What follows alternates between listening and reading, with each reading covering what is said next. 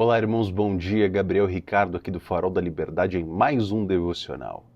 Se Deus existe, por que existem ateus? Essa é a pergunta que a gente vai responder hoje no nosso devocional.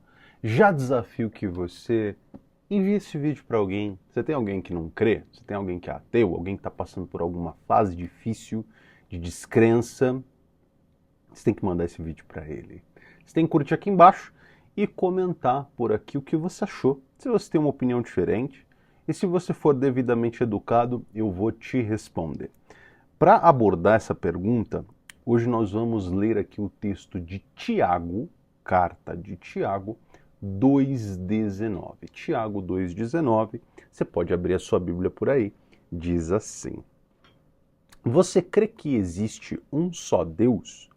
Muito bem, até mesmo os demônios creem e tremem. Essa é a passagem aqui do texto bíblico. Então, a minha intenção hoje não é só responder por que existem ateus, mas também abordar o seguinte: o que a crença em Deus deve significar para as nossas vidas. Então, antes de tudo, se Deus existe, por que algumas pessoas escolhem não crer nele? Existe um livro que você pode pesquisar depois, comprar, de um teólogo chamado R.C. Sproul, R.C. Sproul. Ele tem um livro que se chama Se Deus Existe, Por que Existem Ateus? E esse é o tema de hoje, não é? Eu fui motivado pela leitura desse livro, onde ele explora as raízes filosóficas e emocionais que levam uma pessoa ao ateísmo. E lá ele vai abordar alguns principais autores ateus que argumentam em favor do ateísmo, como Feuerbach, como Freud, como Nietzsche. E esses autores abordam suas perspectivas frente à descrença que eles têm em Deus. Cada um desses pensadores trouxe uma visão que direta ou indiretamente impacta até hoje a maneira como muitas pessoas enxergam a fé e enxergam a Deus. Quando nós pensamos em Feuerbach, a princípio, ele pensa no homem como um projetor de Deus, um homem que projeta Deus. Ludwig Feuerbach argumentava que Deus é uma projeção de todos os nossos desejos. Para Feuerbach, o ser humano criou Deus como uma forma de preencher suas necessidades emocionais e espirituais. Ou seja, Deus, na visão de Feuerbach, seria uma invenção de um ideal moral criado para compensar todas as nossas fraquezas e desejos. Mas a visão do Feuerbach ignora o fato de que, na Bíblia, Deus não se limita aos nossos desejos, às nossas inclinações, às nossas paixões. Pelo contrário, por diversas vezes, Deus nos desafia. Deus desafia a nossa vontade e nos chama para renúncia e para obediência. Se Deus fosse apenas uma criação do nosso desejo, ele não nos confrontaria, ou mesmo pediria mudanças profundas, como Cristo mesmo pede, como renuncie a si mesmo, carregue a sua cruz, obedeça os mandamentos, ame o seu próximo como você mesmo, independente de quem seja ele. Ame, ore pelos seus inimigos. É contraintuitivo, vai contra todas as nossas inclinações e nossas capacidades de projeção psicológica. Outro autor que é abordado dentro desse livro é o Freud. Freud tinha uma argumentação de que a religião é uma ilusão. Então Freud, que foi o pai da psicanálise, via a religião como uma ilusão. Para ele, Deus seria uma espécie de figura paterna substituta. Para ele, Deus seria essa figura criada para aliviar nossas ansiedades e medos, numa espécie de suporte psicológico nessa figura toda poderosa. Freud acreditava que a fé era um tipo de muleta, né? Um tipo de apoio, de anteparo emocional, uma estrutura, algo para nos ajudar a enfrentar o sofrimento que vemos na vida e principalmente para enfrentarmos a morte. E aqui, convido você a pensar comigo nesse argumento central, nesse core do que Freud defendia. A fé é apenas uma muleta? Para você, na sua vida, ela é uma muleta ou ela é algo maior? Você precisa responder isso dentro do seu coração.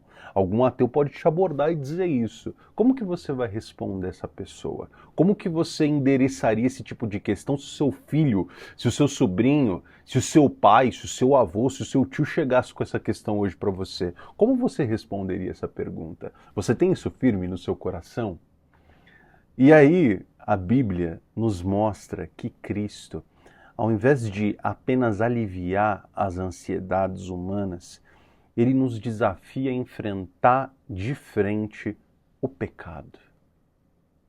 Renunciar ao eu, viver com integridade, em um caminho que exige coragem e compromisso, que vai além de uma mera muleta, de um sustentáculo para uma vida. A fé cristã, ela não é nada fácil. Ela não caminha no sentido de viver no gostoso, como a maioria das pessoas tentam viver. Veja, a maioria dos cristãos vive no gostoso. Hoje ser cristão não exige nada de você. Você vive na sociedade, vai para a igreja no domingo e na segunda-feira você vive igualzinho um ateu. Mas o verdadeiro cristão, aquele que é um discípulo de Cristo, é chamado a transformação profunda. Uma mudança, um novo nascimento, metanoia, como é dito por Paulo.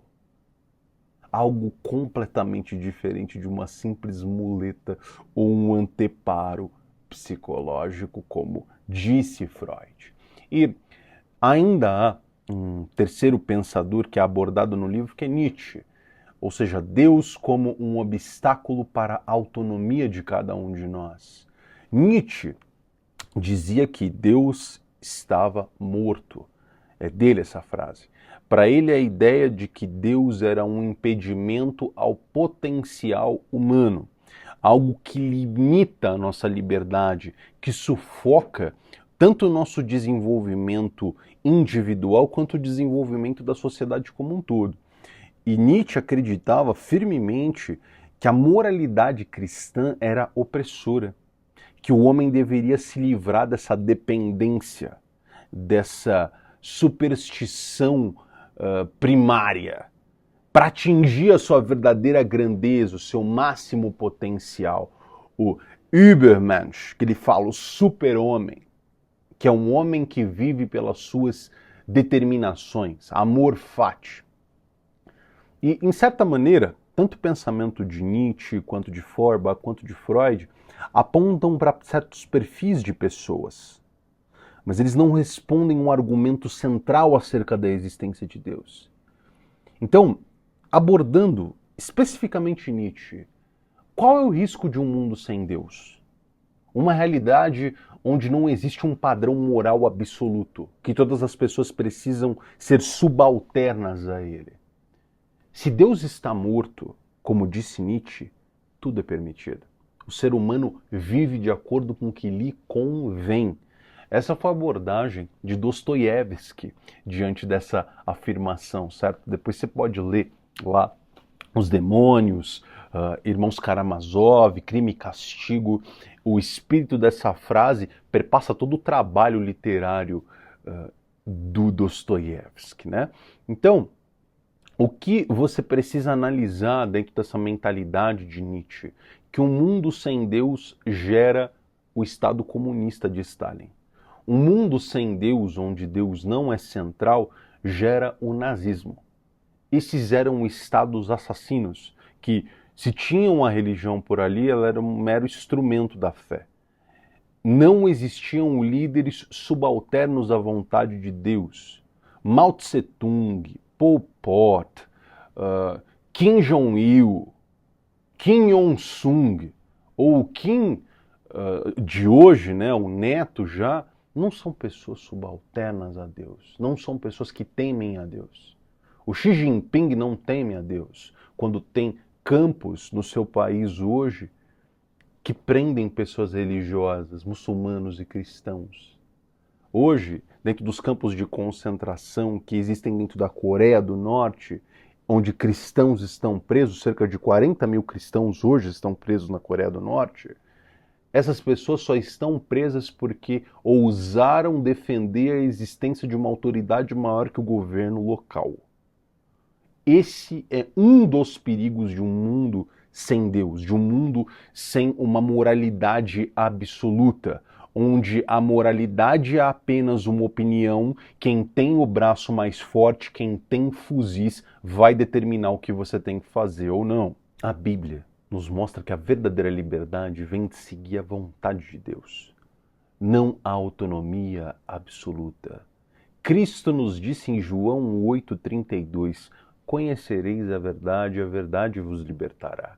Depois ele disse que eu sou o caminho, a verdade e a vida. A verdade está nele. Depois, na frente de Pilatos, ele diz, aquele que ouve a verdade, ouve a minha voz. O tempo inteiro, no Novo Testamento, você pode ler os 4 evangelhos. Sugiro que você comece por Marcos, mas o tempo inteiro Cristo é dito como o verbo encarnado, como Logos, como a verdade. Só em Cristo existe verdade. Então a verdade, meu irmão, te transforma. Ao trazer esses pensadores aqui à luz, a todos eles, a Feuerbach, a Nietzsche, a Freud, hoje eu não falei de Marx, mas existem N outros, Camus, Sartre, tantos outros, Foucault, eu posso abordar qualquer um. Não tenho medo de ler livro de ateu. Quando nós trazemos esses pensadores aqui, o objetivo é te mostrar que o ateísmo não é apenas uma questão de ausência de provas sobre Deus, mas que na maioria das vezes é uma escolha motivada por desejos, paixões e rebelião contra uma autoridade, contra uma moralidade absoluta. Na era do relativismo, escolher por Deus é deixar de escolher liberdades que você supostamente tem por aí. Então, a pergunta final que você deve se fazer o tempo todo, e aí por isso eu comecei aqui com o texto de Tiago, você está disposto a se submeter a essa verdade, se submeter a Cristo, ainda quando essa verdade desafia as suas paixões e as suas vontades e todos os seus desejos? Jesus nos chama para crer e para segui-lo, mas isso tem um custo. Isso exige principalmente de nós humildade, entrega do nosso ego e de tudo que nós somos, uma verdadeira transformação. E reflita, irmão, nessa palavra. Nós, eu e você, como cristãos, a nossa missão é compartilhar essa verdade com amor. Não com embate, não com porrada.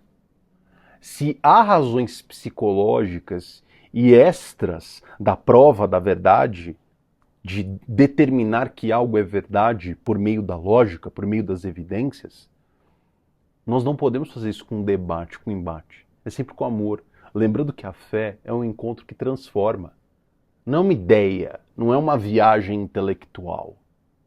Deus não é uma projeção, Ele não é uma ilusão. Ele não é um desencadeamento lógico de provas e evidências. Ele também é isso. Mas o que Ele principalmente é que Ele é real. Ele deseja que todos nós o conheçamos profundamente. E que através dessa experiência de contato com a verdade, nós sejamos transformados. Eu convido você para essa transformação e que você não apenas creia, como os demônios creem, eles tremem, mas que você creia verdadeiramente na palavra do Senhor. Coloque ela em prática no seu dia a dia e colhe os frutos. Metanoia é uma transformação constante. Se você chegou na fé cristã agora, você será transformado por ela, você estará diante de Deus um dia, e não tenha medo de ateu, não tenha medo de livros, não tenha medo de conhecimento, de viagens filosóficas. Apenas tenha o seu pé na realidade. Tenha contato com o relativismo, tenha contato com ateus, Tenha contato com esse tipo de coisa, não faz mal, mas que a partir desse contato você fortaleça cada vez mais a sua fé. Em nome de Jesus, que você esteja hoje diante da face do Pai. Vá com Deus.